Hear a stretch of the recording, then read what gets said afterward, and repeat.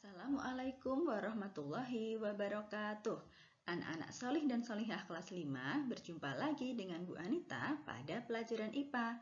Materi hari ini adalah membedakan campuran homogen dan campuran heterogen.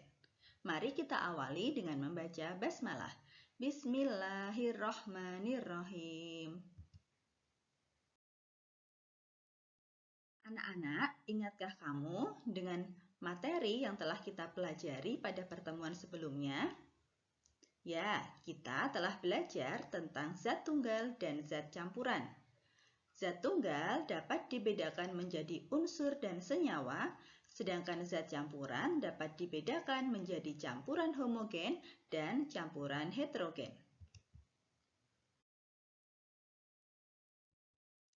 Mari kita ingat-ingat lagi ya. Campuran adalah zat yang terdiri dari gabungan dua atau lebih zat tunggal yang berbeda. Campuran dapat dibedakan menjadi dua jenis, yaitu yang pertama campuran homogen dan yang kedua adalah campuran heterogen.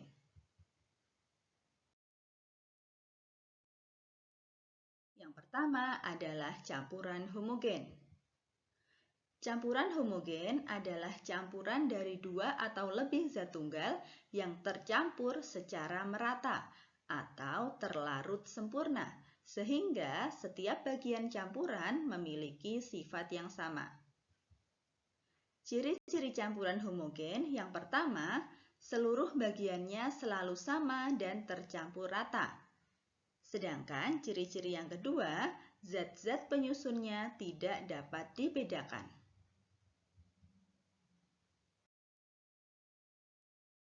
Mari kita cari apa saja contoh campuran homogen.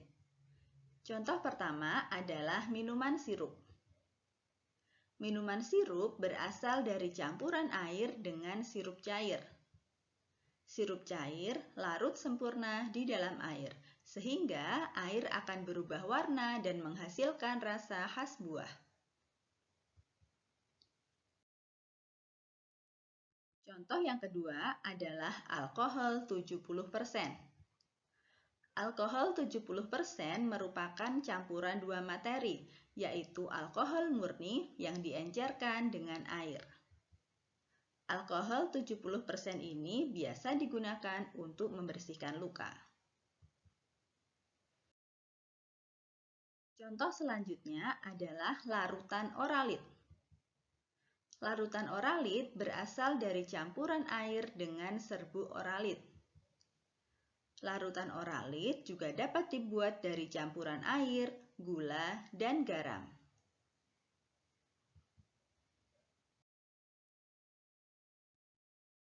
Dalam suatu campuran homogen terdapat zat pelarut dan zat terlarut.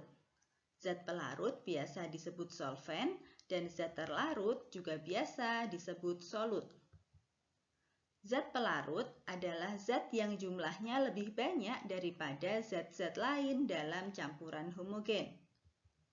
Sedangkan zat terlarut adalah zat yang jumlahnya lebih sedikit dalam campuran homogen. Coba perhatikan gambar berikut. Berikut merupakan campuran air dengan garam. Air merupakan zat pelarut karena jumlahnya lebih banyak, sedangkan garam merupakan zat terlarut dengan jumlah yang lebih sedikit. Anak-anak, kalian tentu bisa ya mencari contoh campuran homogen yang lainnya. Selanjutnya adalah campuran heterogen. Campuran heterogen adalah campuran dari dua atau lebih zat tunggal yang tidak tercampur secara merata atau tidak terlarut sempurna, sehingga ada bagian campuran yang memiliki sifat berbeda. Ciri-ciri campuran heterogen antara lain yang pertama, tidak memiliki komposisi yang tetap.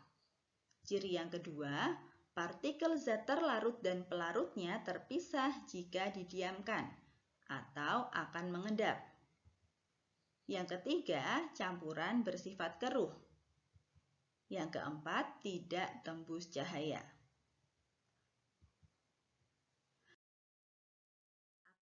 Adakah contoh campuran heterogen? Contoh yang pertama adalah air dan minyak. Air dan minyak tidak akan menyatu. Minyak selalu terletak di atas lapisan air, sehingga air dan minyak merupakan campuran heterogen. Contoh selanjutnya adalah air dan pasir. Air dan pasir tidak akan menyatu. Pasir akan tampak mengendap pada bagian dasar wadah dan tidak terlarut dalam air. Selain itu, warna campuran air dan pasir juga tampak keruh. Contoh ketiga adalah air kopi. Air kopi yang menyisakan ampas di bagian dasar gelas merupakan contoh campuran heterogen.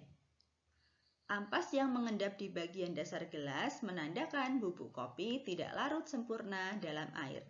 Anak-anak tentu bisa ya mencari contoh campuran heterogen yang lainnya. Demikian pelajaran kita pada hari ini. Mari kita akhiri dengan membaca hamdalah. Alhamdulillahirabbil alamin. Wassalamualaikum warahmatullahi wabarakatuh.